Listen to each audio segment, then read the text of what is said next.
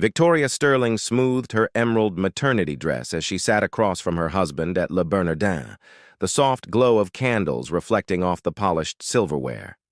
At 6 months pregnant, she felt radiant despite the exhaustion that came with carrying their first child. She'd been looking forward to this dinner for weeks. Julian had promised they'd finally discuss nursery plans and baby names. "The lobster is exquisite," she said, attempting conversation as Julian scrolled through his phone. His dark hair was perfectly styled, his expensive suit immaculate as always. To the outside world, Julian Sterling was the golden boy of Silicon Valley, a 35-year-old genius who'd built cloud tech industries into a billion-dollar empire. But tonight, something felt different. Cold.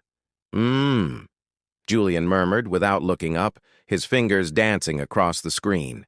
The blue light cast harsh shadows on his angular face, making him look like a stranger. Victoria's hand instinctively moved to her belly, where their daughter, they'd learned the gender last week, kicked gently. "Julian, could we please talk? About the baby? About us?" Finally, he set the phone down with deliberate precision. When his gray eyes met hers, Victoria felt a chill run through her body. There was no warmth there, no love, only the calculating look he reserved for hostile takeovers. "Actually, Victoria, that's exactly what I wanted to discuss." His voice was measured, professional. "I've made a decision about our future." A flutter of excitement mixed with nervousness in her chest. "Oh? Are you finally ready to convert the spare room into a nursery? I found the most beautiful... I want a divorce." The words hit her like a physical blow. The elegant restaurant seemed to tilt around her, the soft murmur of other diners fading into white noise. "What did you say?" "You heard me." Julian reached into his jacket and withdrew a thick envelope. "My attorney has prepared the necessary paperwork. I'm filing for dissolution of our marriage, effective immediately." Victoria stared at the envelope as if it were a weapon pointed at her heart. "Julian, this has to be some kind of joke. I'm carrying your child. We're having a daughter." "The child will be provided for," he said with the same tone he used to discuss quarterly reports. "The prenuptial agreement we signed ensures you'll receive appropriate compensation for the inconvenience." "Inconvenience?" The word escaped as a whisper. Her hands trembled as she gripped the edge of the table. "Is that what I am to you? What our daughter is?" For the first time that evening, Julian's mask slipped slightly. She caught a glimpse of something that might have been guilt, but it vanished quickly. "Don't be dramatic, Victoria. You're an intelligent woman. You knew this marriage was beneficial for both our careers. My situation has simply evolved." Evolved how? But even as she asked, pieces began clicking into place. The late nights, the mysterious business trips, the way he'd grown distant over the past few months. There's someone else. Julian didn't deny it. Natasha Volkov. She's joining Cloud Tech as Chief Innovation Officer. She understands the demands of my world in ways that... He gestured vaguely at her pregnant form. Victoria felt bile rise in her throat. Natasha Volkov, the stunning Russian tech prodigy she'd met at several industry events. The woman who'd looked at Victoria like she was an obstacle to be removed. 4 years, Victoria whispered, tears threatening to spill. 4 years of marriage, and this is how it ends, with you discarding me like an outdated piece of software? Julian signaled for the check. "The car will take you home. My things have already been moved out. Sign the papers, Victoria. Fighting this will only make things harder for everyone involved." He stood, straightened his tie, and walked away without another word. Victoria sat frozen, one hand on her belly, watching the father of her unborn child disappear into the Manhattan night, as if they, had never mattered at all. The waiter approached cautiously. "Is everything all right, Mrs. Sterling?" But Victoria couldn't answer. Her perfect life, her fairy tale marriage, her secure future. Everything had just crumbled. In the span of 10 devastating minutes, she was alone, pregnant, and facing a battle she never saw coming. Part 2. The Unlikely. Ally Victoria spent the night curled on her living room couch, unable to face the master bedroom that still smelled of Julian's cologne. The divorce papers lay scattered on her coffee table like pieces of her broken life. She'd called her parents, but they were vacationing in Europe. Her few friends were Julian's friends, too, part of his carefully curated social circle that would undoubtedly side with him. At 9 in the morning, the doorbell chimed through her Park Avenue penthouse. Victoria shuffled to the door in her robe, expecting the building's concierge with another delivery of legal documents. Instead, she found herself face to face with a woman she'd met only twice in 4 years of marriage. Beatrice Sterling stood in the hallway, impeccably dressed in a charcoal wool coat, her silver hair pulled into an elegant chignon. At 62, Julian's paternal aunt possessed the kind of timeless sophistication that came from old New York money. Her piercing blue eyes, so different from Julian's cold gray ones, held a mixture of determination and compassion. "Hello, Victoria," Beatrice said, her voice warm but steady. "May I come in?" Victoria stepped aside, confused. Julian had always described his aunt as a reclusive eccentric who distanced herself from the family after some ancient dispute with his father. They'd barely exchanged pleasantries at Victoria's wedding. "Beatrice, what are you doing here?" Victoria's voice was hoarse from crying. The older woman surveyed the opulent apartment with its floor-to-ceiling windows overlooking Central Park.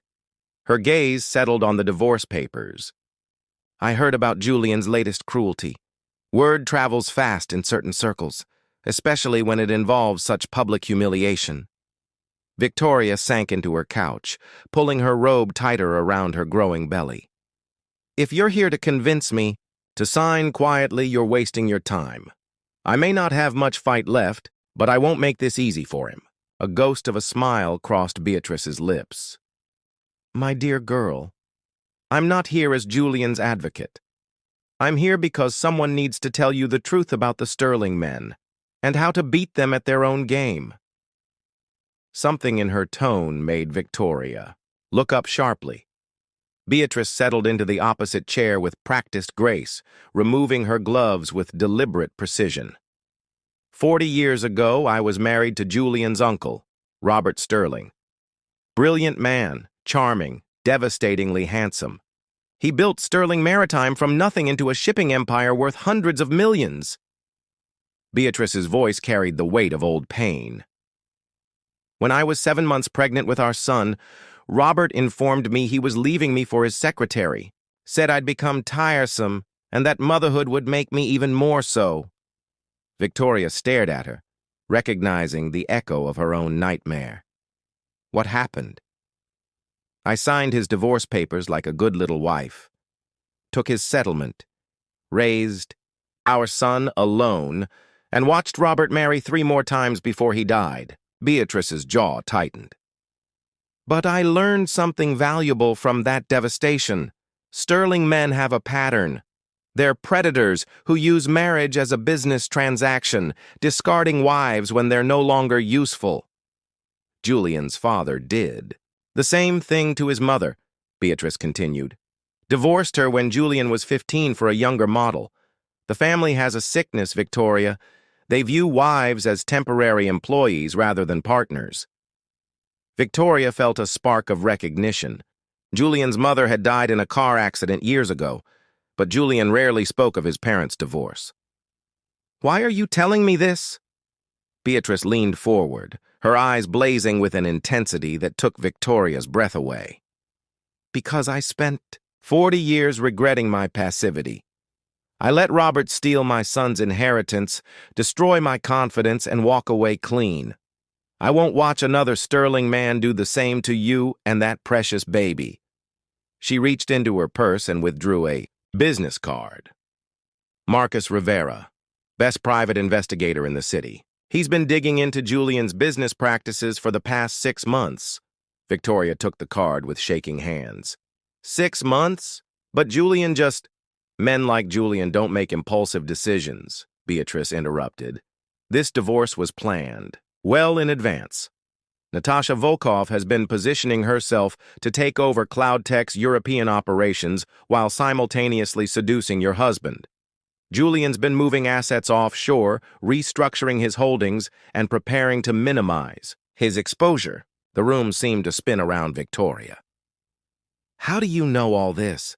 Beatrice's smile turned predatory. Because after Robert's death, I inherited enough money to buy myself information and influence. I've been watching Julian for years, waiting for him to reveal his true nature. I knew this day would come. But why help me? We barely know each other. Because you're carrying the next generation of this family, and I'll be damned if I let Julian corrupt that child the way his father corrupted him. Beatrice stood, pulling on her gloves. Also because sterling women need to start protecting each other instead of suffering in silence. Victoria looked at the business card, then at the divorce papers, feeling something she hadn't experienced since Julian's betrayal. Hope. What do we do? She whispered. Beatrice's smile was sharp as winter steel. We go to war. Marcus Rivera's office occupied the third floor of a nondescript building in Midtown, its windows offering a view of nothing but brick walls and fire escapes. The detective himself was equally unassuming, a compact man in his mid-40s with salt and pepper hair and intelligent dark eyes that seemed to catalog every detail. Victoria shifted uncomfortably in the worn leather chair, her pregnancy making even simple movements awkward. Beside her, Beatrice sat with perfect posture, radiating the confidence of someone accustomed to getting results. Mrs. Sterling, Marcus began, spreading several manila folders across his cluttered desk. Your husband is exceptionally good at hiding money, but he's not perfect. Nobody is. He opened the first folder, revealing photographs, bank statements, and corporate documents. CloudTech Industries officially shows assets of approximately $1.2 billion. Julian's personal net worth appears to be around $800 million. Those are the numbers his lawyers will use in divorce proceedings. Victoria's heart sank. Even a small percentage of that would be more money than she could spend in a lifetime, but she'd signed away her rights to most of it. However, Marcus continued, the real picture is far more interesting. He slid another set of documents across the desk. Julian has been systematically moving money through a network of shell companies registered in the Cayman Islands, Switzerland, and Singapore. Conservative estimate? His actual liquid assets are closer to $2 billion. Beatrice leaned forward, her eyes gleaming. Tax evasion? Among other things. Marcus pulled out a thick stack of bank transfers. He's been inflating CloudTech's operational costs while funneling the excess into personal accounts. The Securities and Exchange Commission would be very interested in these discrepancies.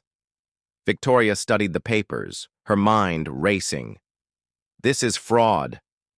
Massive fraud, Marcus confirmed. But here's where it gets really interesting. He opened a third folder containing surveillance photographs. Julian hasn't just been hiding money.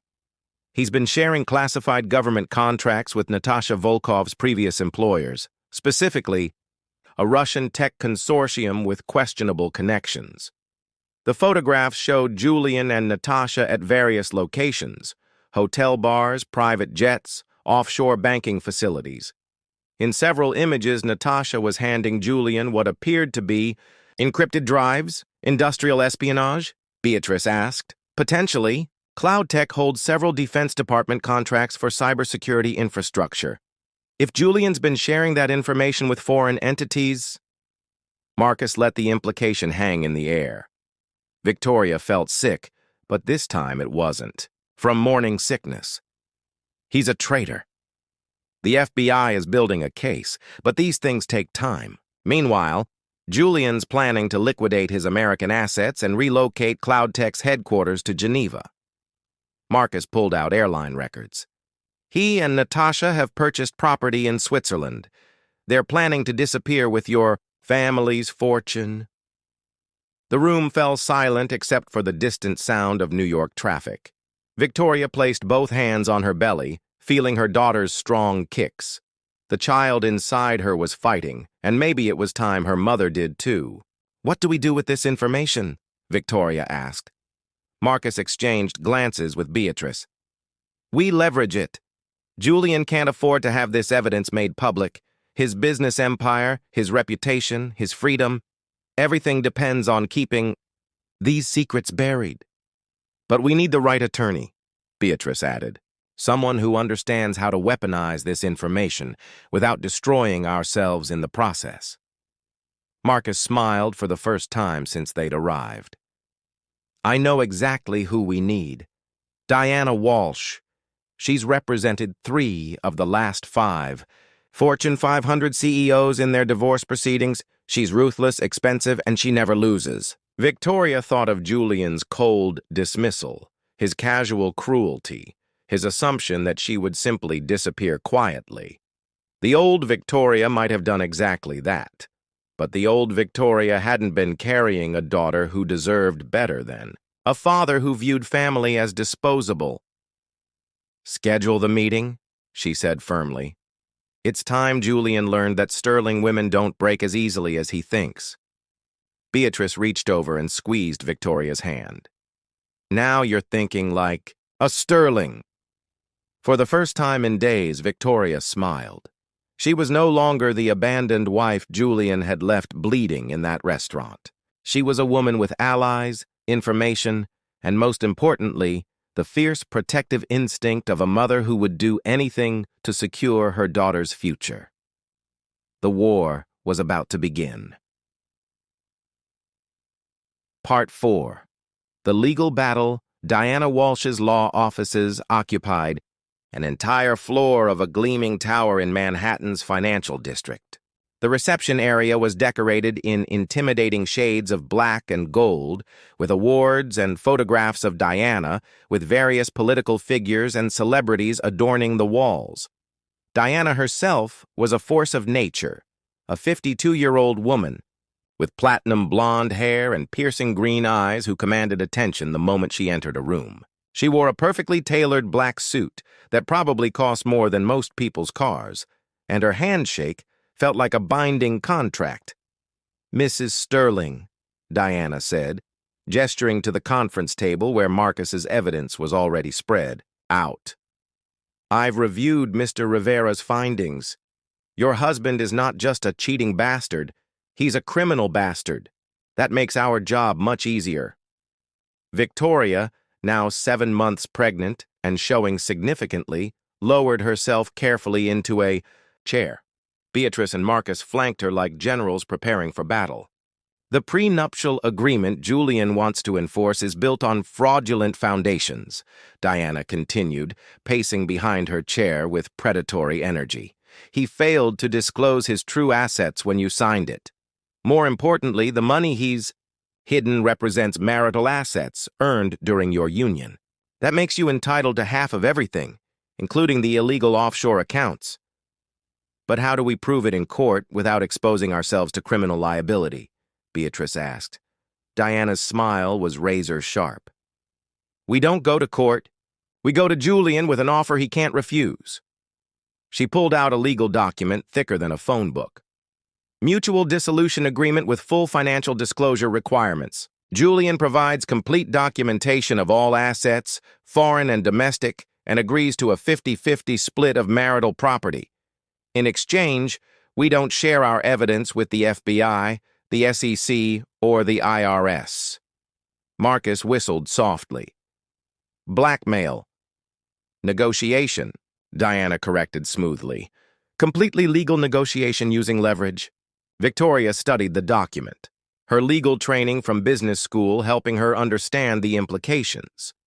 What if he calls our bluff?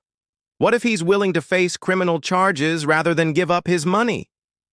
"Then we destroy him," Diana said matter-of-factly. "I've already prepared backup strategies. Media leaks about his business practices, SEC complaints, FBI notifications. Julian Sterling will find himself facing federal prison time and complete financial ruin. The next 3 weeks were a master class in legal warfare. Diana's team worked around the clock, filing motions, issuing subpoenas, and turning Julian's own legal strategies against him. His attorney, Dr. Roberts, went from confident to increasingly desperate as Diana systematically dismantled their position. Victoria, meanwhile, found strength she didn't know she possessed. The pregnancy that Julian had viewed as an inconvenience became her source of power. Every kick from her daughter reminded her why she was fighting. The breakthrough came when Marcus uncovered Julian's biggest mistake. He'd been using Cloudtech's corporate jet for personal trips with Natasha, charging the flights to a government contract. The aviation records alone were enough to trigger a Department of Defense investigation. "He's panicking," Diana reported after a particularly heated phone call with Dr. Roberts. Julian's offering 60% of disclosed assets and full child support. He's scared. "Not good enough," Beatrice said firmly. "He doesn't get to negotiate from a position of strength after what he's done." Victoria agreed. "Make it clear that we know about Switzerland, the shell companies, everything. He can either deal with us or he can explain his business practices to a federal grand jury." The final confrontation took place in Diana's conference room on a gray October morning. Julian arrived with Dr. Roberts and 2 other attorneys, his usual confidence replaced by barely controlled fury. He looked haggard, his perfect appearance showing cracks for the first time since Victoria had known him. "You're making a mistake," Julian said without preamble, his gray eyes fixed on Victoria with undisguised hatred. "I can still make this very difficult for you." Diana set a tablet on the table and pressed play. Security footage from a Cayman Islands bank showed Julian and Natasha making deposits, their faces clearly visible. "We have 17 hours of similar footage, Julian. How difficult do you want this to be?" The color drained from Julian's face. Dr. Roberts whispered urgently in his ear, but Julian waved him off. "What do you want?" Julian asked, his voice flat with defeat. Diana slid the settlement agreement across the table. "Complete asset disclosure, 50% of all marital property including offshore accounts, full child support until age 21, college, tuition, medical expenses, and a $10 million trust fund for your daughter." Julian's hands shook as he read the document. "This will bankrupt me."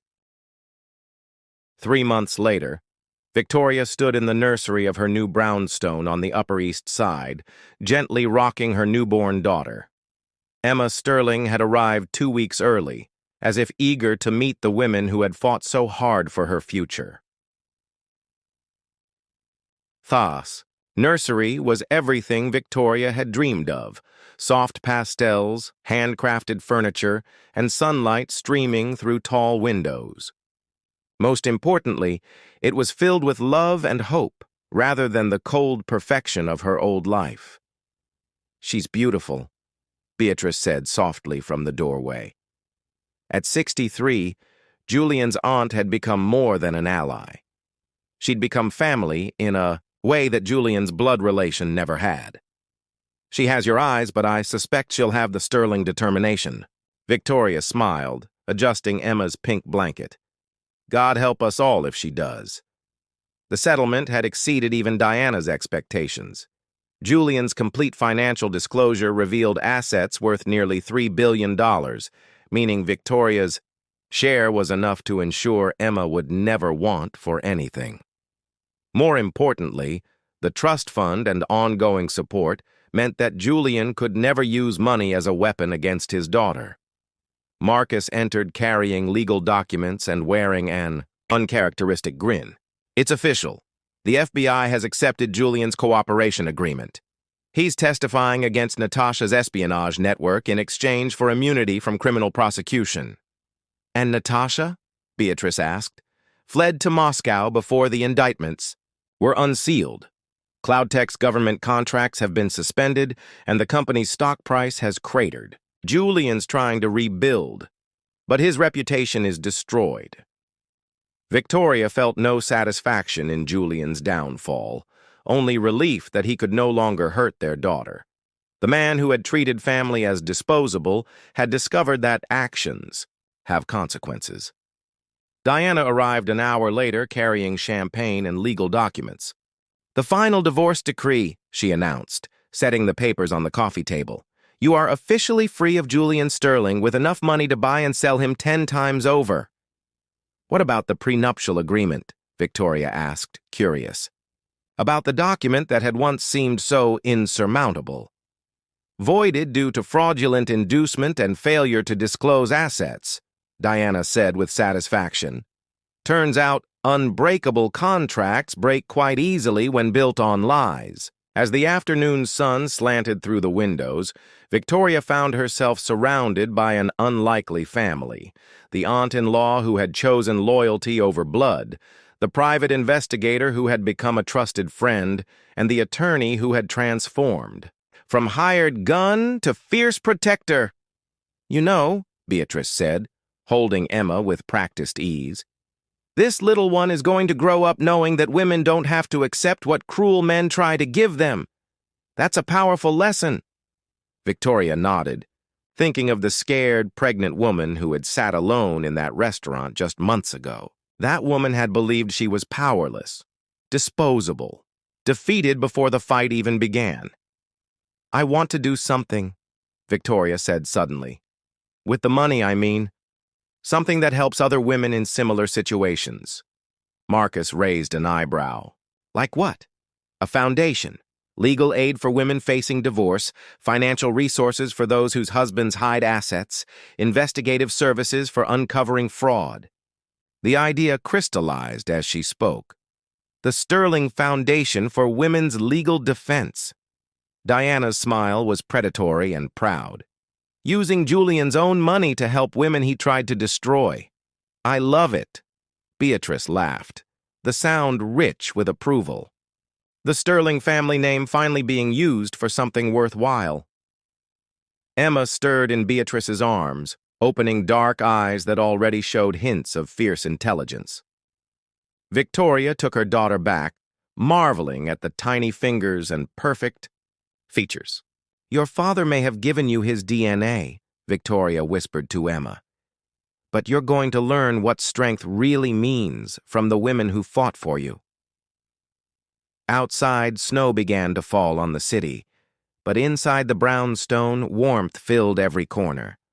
Victoria had lost a husband and gained something far more valuable, the knowledge that she was capable of fighting for herself and winning. The fairy tale had ended, but the real story of courage, justice, and new beginnings was just beginning. 6. Months later, the Sterling Foundation opened its doors with Diana Walsh as its chief legal counsel, Marcus Rivera as its investigative director, and Beatrice Sterling as its chairman. Julian Sterling's money, earned through deception and cruelty, would now be used to empower the women he had tried to destroy. Emma Sterling, heiress to a fortune built on justice rather than exploitation, would grow up knowing that sometimes the most unexpected alliances create the strongest foundations for the future, and Victoria Sterling, no longer defined by the man who had discarded her, had become something Julian never expected, a force more powerful than his cruelty, more lasting than his empire, and more dangerous than his arrogance. She had become herself,